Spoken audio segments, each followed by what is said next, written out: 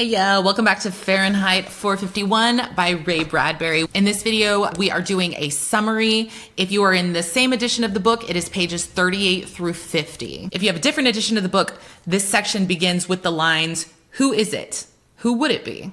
And the last line of this section is going to be, "Captain Beatty, Captain Beatty." So, symmetry. Montag arrives back at home after he and the other firemen have burned this woman's house. This is the woman with the match who decided to set her own house on fire. Remember, before this woman set the fire, Montag stole a book and hid it under his jacket. And he is still shocked by what he's done. He feels completely disconnected from his hand that grabbed the book. He almost feels like his body's being infected. There's something wrong with his hand and now it's going to spread up his arms. Mildred notices that he is acting differently, but she doesn't know how to respond to him. Montag becomes increasingly distressed as he dwells on how the two of them really can't talk to each other. They can't communicate. And he asks her where they met. Neither of them can remember. Mildred finally says it doesn't matter, and she goes and takes a sleeping pill. Now Montag becomes distraught. He realizes Clarice was right. I'm not in love. He asks Mildred if she has seen Clarice, the girl next door. I've been meaning to tell you about her. I haven't seen her in 4 days. Mildred, who is drifting off to sleep, said, "Oh, yeah, I forgot to tell you. That family's gone. The girl got run over. She's dead." Montag tries to question her about this, but Mildred just says, "Oh, I don't know. I just forgot to tell you." And she turns on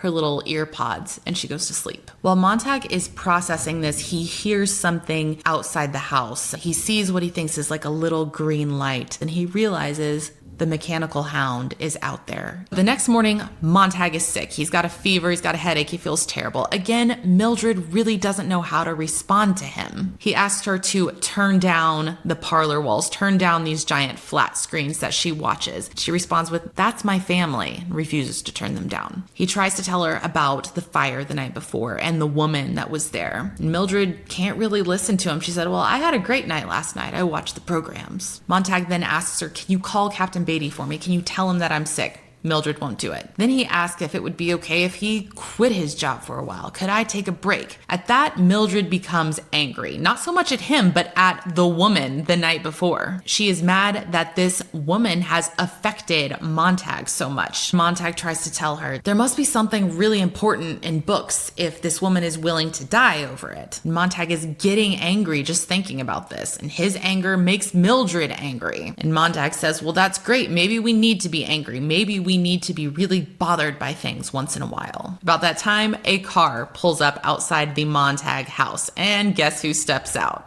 Captain Beatty? Captain Beatty. And we will end there for today.